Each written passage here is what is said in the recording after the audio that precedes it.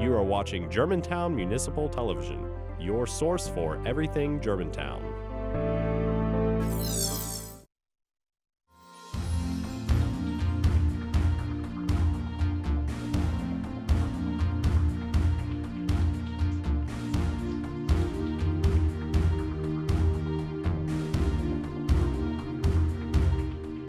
Hello and welcome to Law Talk on Germantown Municipal Television. My name is Vince Perryman and I'm a local attorney with the law offices of J. Vincent Perryman. Each month, Law Talk focuses on a wide range of legal issues and topics. Today's show, we will talk about the importance of a financial planner. With us now is Steve Anderson, a financial advisor.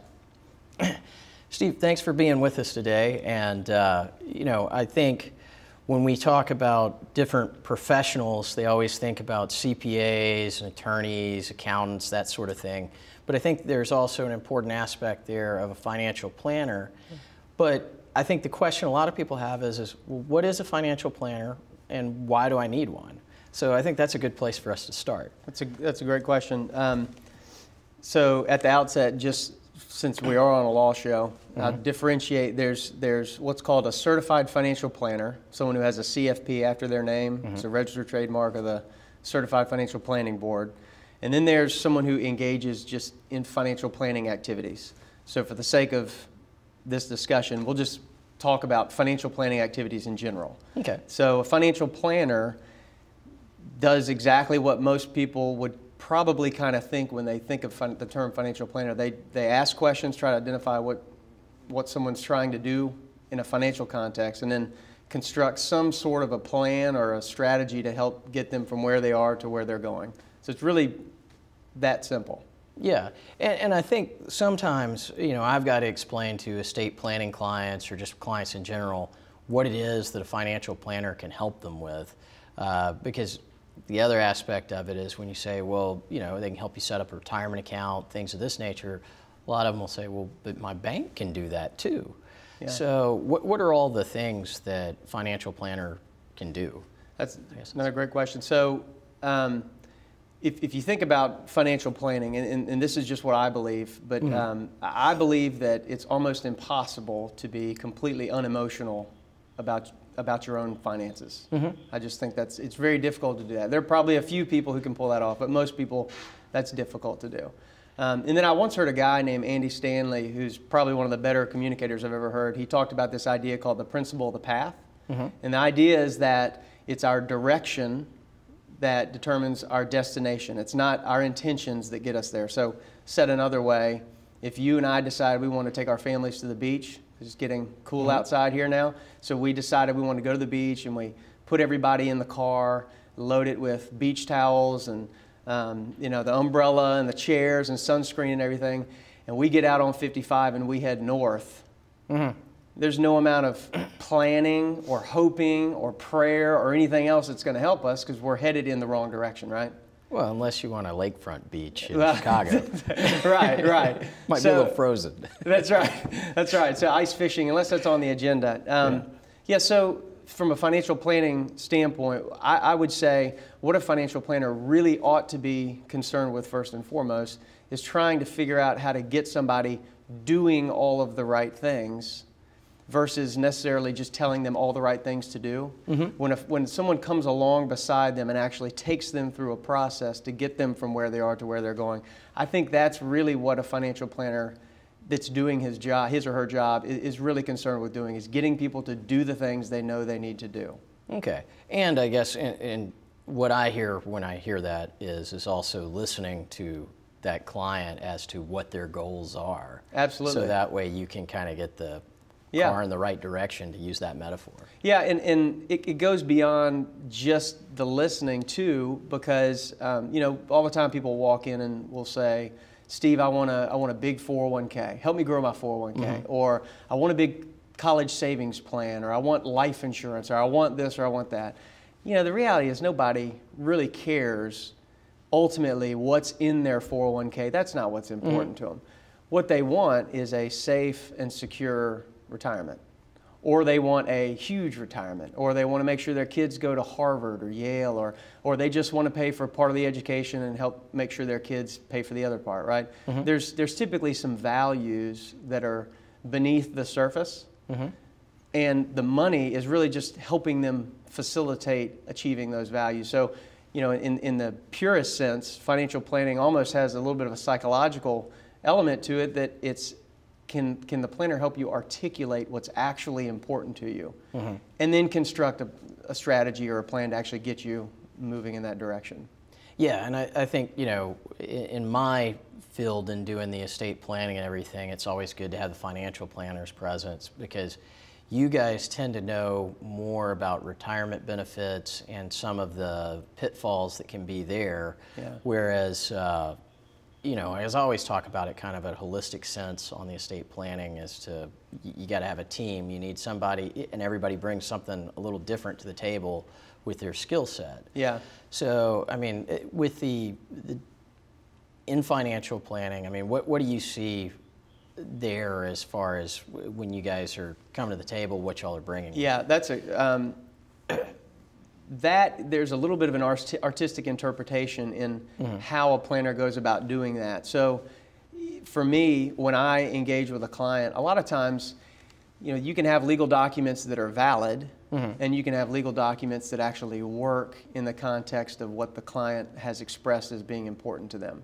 Same thing with a tax strategy or a retirement strategy. So the financial advisor, if they're doing a really good job, the financial planner, what they're trying to do is make sure that what the estate planner is proposing lines up with what this other guy over here is proposing, what this other advisor is proposing, and make sure that they can stand there on the client's behalf when a client doesn't really know how taxes and estate documents and investments all interact. The planner stands there and says, well, this is how they actually interact on your balance sheet and on your behalf. So if this is what's important to you, then these two strategies may or may not work in that context. Does that make sense? Yeah, that does. So, I mean, what are some things that somebody needs to look for in finding a financial planner that works for them? Great question. I think someone who is action-oriented is maybe the first and foremost, most important thing. So someone who doesn't just say, you ought to go get your will done. You ought to go see Vince Perryman, get your will done. It's the guy who will pick up the phone and call you. I've got a client here. He needs to get his will done.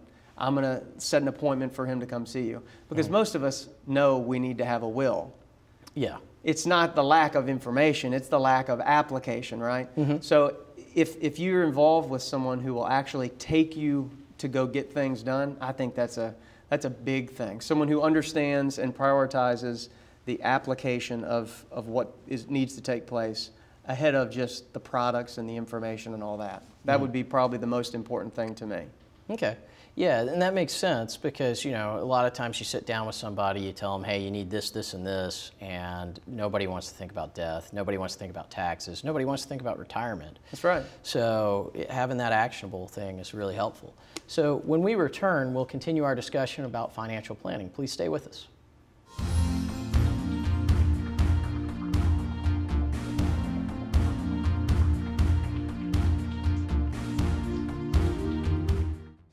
So they say it's a man's world?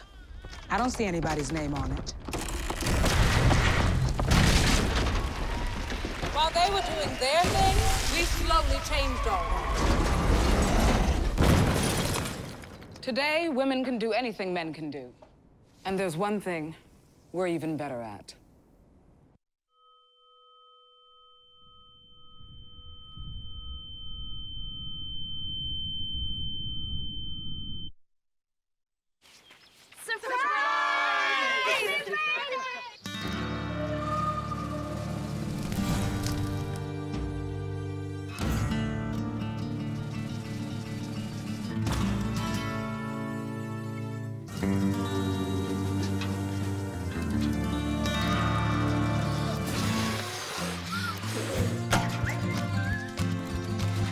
Preventing wildfires.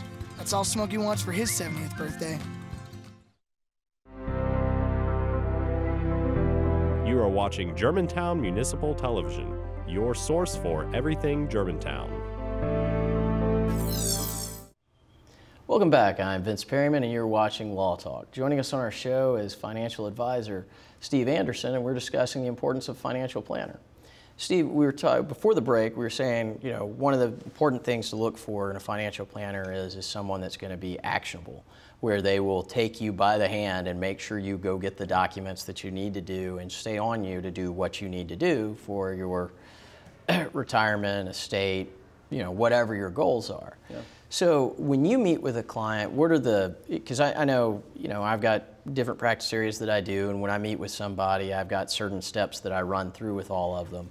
When someone comes in and meets with you about financial planning, what is how does that process work? That's a great question. So generally with clients, there's a conversation that always comes up near the very beginning. So back to the metaphor about going to the beach.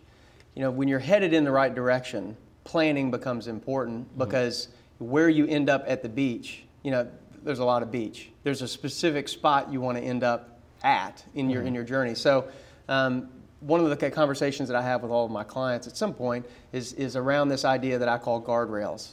And I stole this again from another communicator one time, but the idea around guardrails is, if you've ever driven down like 240 here in Memphis, you notice that along the edges there are guardrails.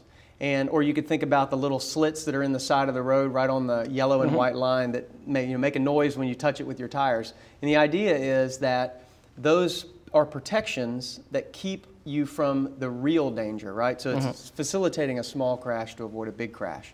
So there are 5 things typically that I'll discuss with clients that I call guardrails, that if they'll do these 5 things, it's hard to imagine somebody would not be successful financially long term. So the 5 things are really simple. They're not earth-shattering. The first one is just being organized, just knowing what you have. And organization is so important, because most of us, here's our organization system, unless we've consciously made a decision for otherwise. It's in the kitchen. It's the last drawer on the way out of the kitchen. And you can kind of get the drawer open, and then you kind of have to reach under and up to mash down the pile of stuff. And in there is like your daughter's erasers and broken pencils, right? And you open that drawer up, and that's where all your stuff is. Well, then, you know, if you go to buy a car and you got to make a decision about buying a car, it's best to make the decision about that or anything else with kind of a macro view, seeing everything. You can't do that if that's your organization system. So knowing what you have is so important. Getting organized, knowing where your money's going. That's the first one. The second one is maximum protection. Here's what I mean by that. No one loves, or not very many people love, insurance. But insurance serves a purpose. It transfers risk. So there's a few areas on somebody's balance sheet that you kind of have to transfer the risk away, in my opinion. 1 is lawsuit, 2 is long-term disability, and 3 is death. Okay. You just have to transfer that risk away. So making sure you're properly protected in those areas, I think that's really important. And then the last 3 kind of get wound up into a ball kind of together. It's save 15 to 20% of your income.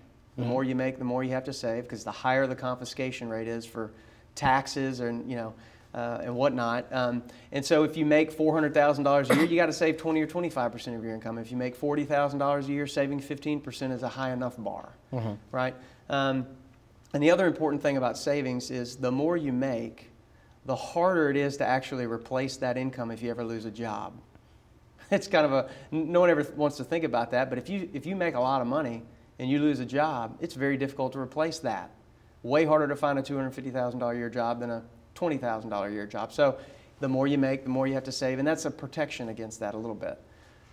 So after you save 15, 20% of your income, accumulating a year's worth of liquid capital, whether it be in cash or CDs or investments or whatever, in liquid, accessible environments, again for emergencies, rainy days, bad things happen in threes. We've all heard that.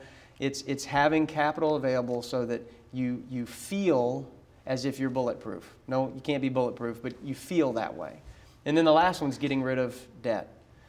We would all agree, I've never had anyone argue that credit cards are great wealth accumulation tools. No one's ever, it goes back to the behavior, the application versus information. So if you eliminate debt, you have that year's worth of capital and you're saving in a healthy percentage of your income, you should be good. So if someone does those 5 things, regardless of whether they've done financial planning, having a bound folder with a pretty looking plan that lays out all the details, if they do those 5 things, I would say they've got a great chance to be successful financially. And then the financial planner can do what the financial planner is trained to do, which is help pick all the fancy tools that would help, accomplish the goals and dreams that they've said are so important to them.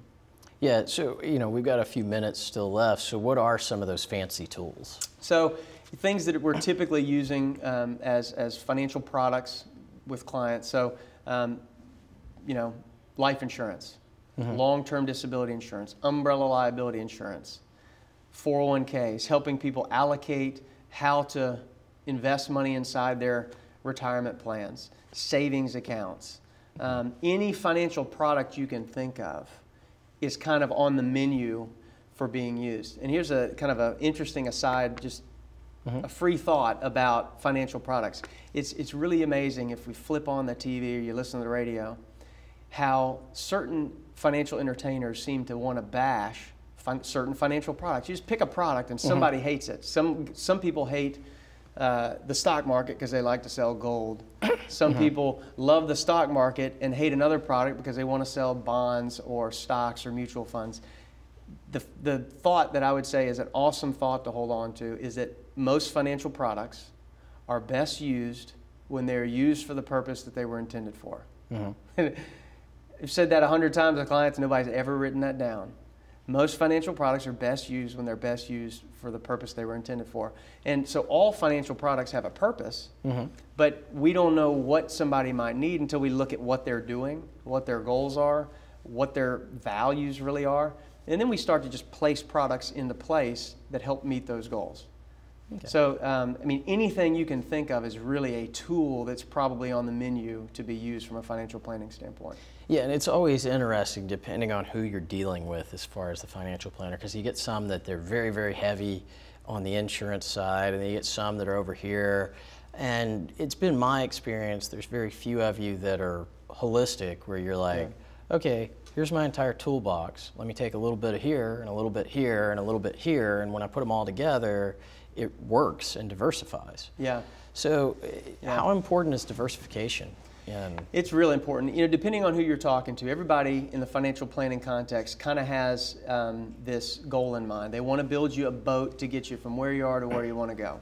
If you talk to the life insurance guy, you think of a boat. It's got a sail, it's got the hull, right? And then it's got the life preserver. And so if I'm going to build something to get you from where you are to where you go, how I piece those elements together kind of depends on where I am. So, the guy who works at the bank, for instance, he probably is going to be real heavy on the hull. He's going to be real heavy on CDs, savings account, money markets, because that's what he's got in his arsenal, right? Yeah. Talk to the insurance guy, and he loves the life preserver. Every problem is solved with a life preserver. And you talk to the broker, he wants a sale, because everything, rates of return in the stock market and the wind is what's going to get you to where you're going to go. So it is tough to find the guy who pieces those three together, but what's important is you do probably need all three. How to combine them, again, it kind of depends on the person, but it is important to have all three, and potentially even having 3 different people on the team, depending. Well, and when we return from our break, we'll talk more with Steve about financial planning. Please stay with us.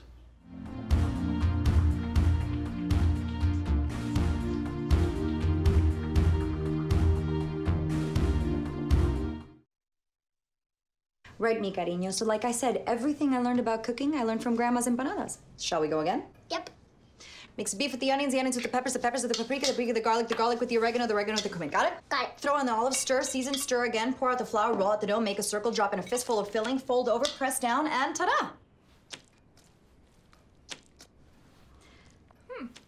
Most parenting is hard to do in just 2 minutes. But 2 minutes twice a day making sure they brush is easier, and it could help save them from a lifetime of tooth pain.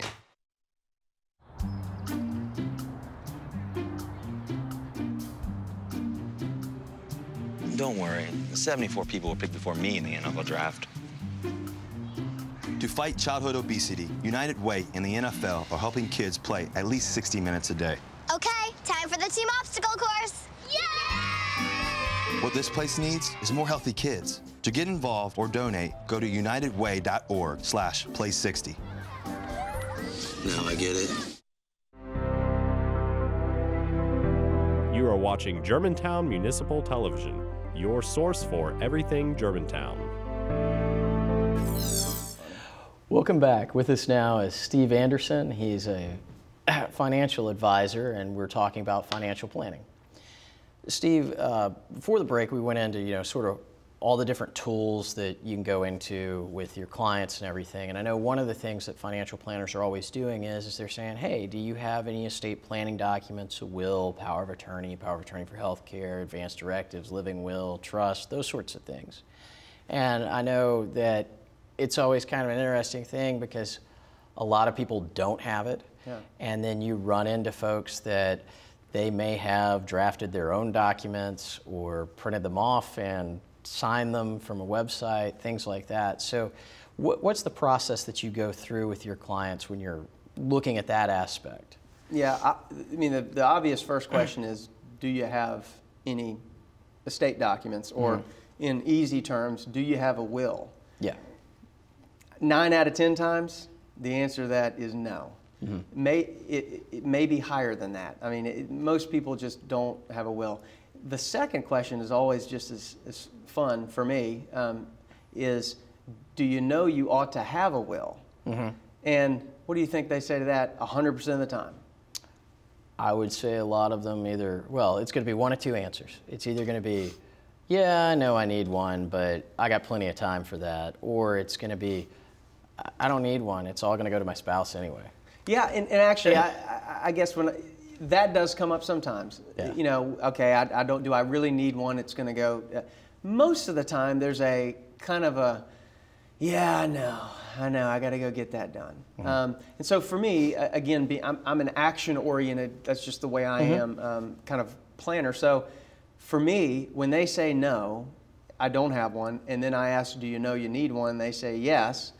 My next thought is, well, what we need to do then is call and schedule an appointment to go get one done. Now, sometimes that's when if something happens to me, it's all going to my spouse, and that's where that conversation.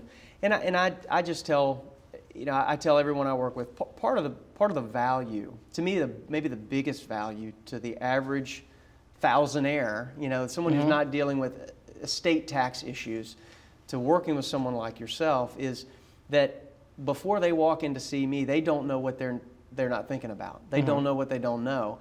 And it's through the questioning, it's through the interaction that things come out where I can help them do things they weren't even considering doing. And the same is true in the legal documents, in my opinion, that when you sit across from somebody and they're not sitting there with a file fillable form that says, who do you want as your guardian? Great. But they can push back and say, oh, walk me through that. What makes them, in your mind, what makes them qualified to be the guardian? What would happen if? Have you thought about this? It's that dynamic. That's worth whatever an estate planner could ever charge. It's worth that.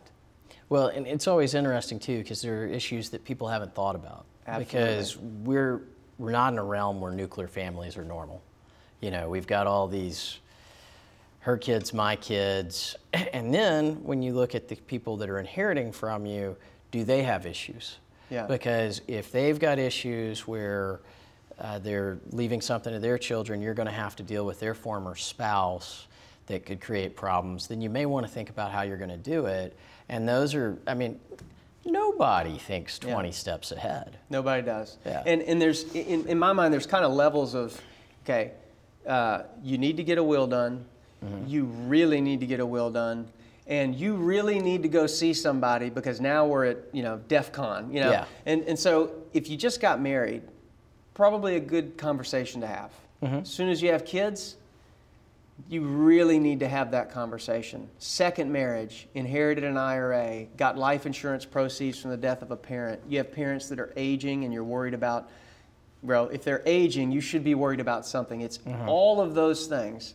If you just graduated college and you just started your first job, maybe you can clip out. Yeah. But beyond that, the complexity just mounts. And it's, like you said, you don't know what you don't know until you go meet with someone. And what's interesting when you talk about, you get married, you have kids, there's a lot of folks that they're like, well, we don't have anything, so we don't need to have a will.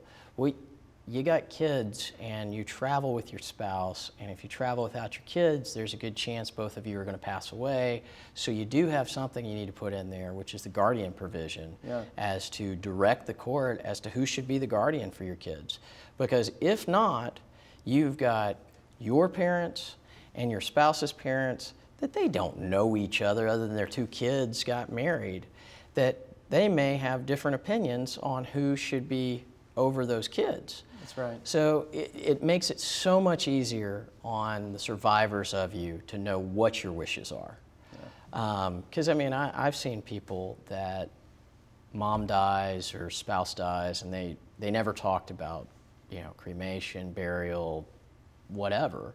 And they have a hard time making those decisions, or, you know, God forbid, it's that the party we're talking about is on life support in the hospital. What are their wishes? Do they want nutrition? Do they want that, you know? And those are things that, they're hard things for people to talk about, and they need somebody to hold their hand and walk them through it. You know. And you mentioned, and we talked about this on the way over here, just the idea that once you have documents, getting all the stuff you have to line up with the documents, somebody's got to take care of that. Yeah, because we've got a lot of really nice trust binders floating around that there's nothing in the trust, so you still have to go through probate and just all of those sorts of things, and making sure that you've got it taken care of. And then once you've taken care of it, making sure that you go back and review it once a year or so. Because there can be, you could inherit something, somebody could die, you know, somebody could go off the deep end that's going to be one of your fiduciaries, and you don't want that. A year's a long time. And I think that's the good thing when you've got your estate planner and a financial planner working together, because if they got a good line of communication, then they can say, hey, I'm going to sit down with you as the financial planner and look at this, and if we got an error in it, we're going to go call the estate planner. Absolutely. So, and that's a great place for us to wrap up this edition of Law Talk. I'd like to thank our guest for taking time out of his busy schedule and being with us and sharing his thoughts and insights. If you'd like more information about Law Talk or any other program on Germantown Municipal Television, please refer to our website at www.gmtvonline.org. Thank you for joining us today, and be sure to join us next month for more discussion on legal topics. Until then, I'm Vince Perryman, and thank you for watching.